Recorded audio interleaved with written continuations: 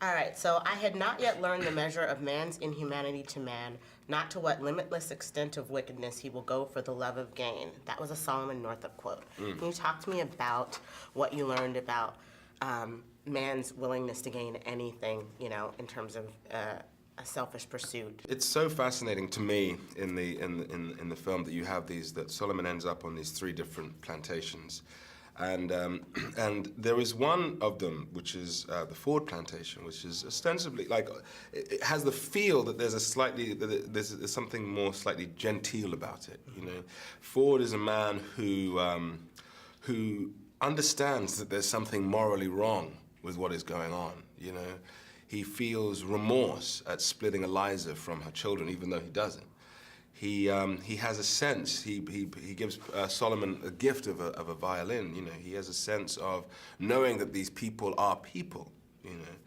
On the Epps plantation, Epps played by Michael Fassbender, Ford played by Benedict Cumberbatch. On the Epps plantation, Epps doesn't have any of those things. He doesn't see it in those ways. He does see the black people there as a completely different subset of humanity. He doesn't, if he sees them as human at all.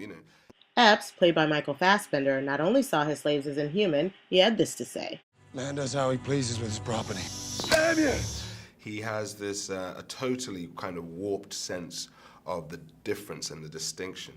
And the question is, how can somebody like Ford, who knows what's going on, who has that kind of morality, how can he still continue to behave in this system?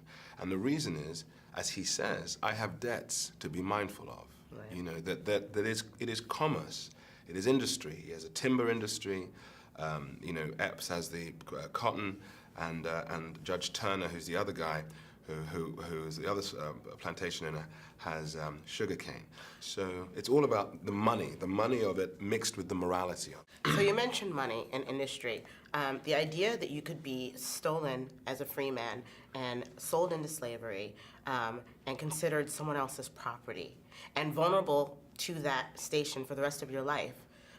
Talk to me, but that had to be hard to play. It had to be hard to go into that place. Can you talk to me about, how you played this character and, yeah.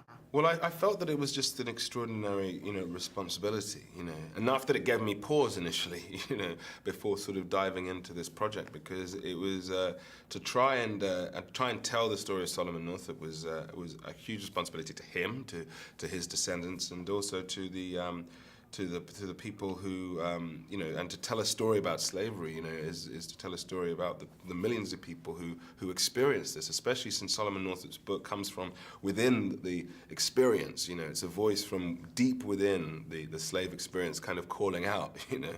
And I found that. I felt the weight of that responsibility, and then in the process of doing it, once we were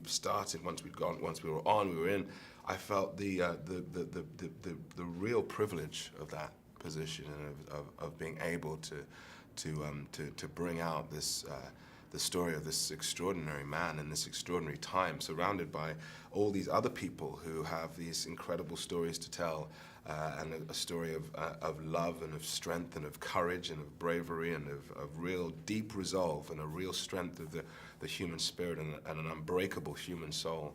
And I really felt the extraordinary privilege of that. I really appreciated your efforts. I thought it was a beautiful film. Thank you. Very well told. So thank you so much. Thank you. Alrighty.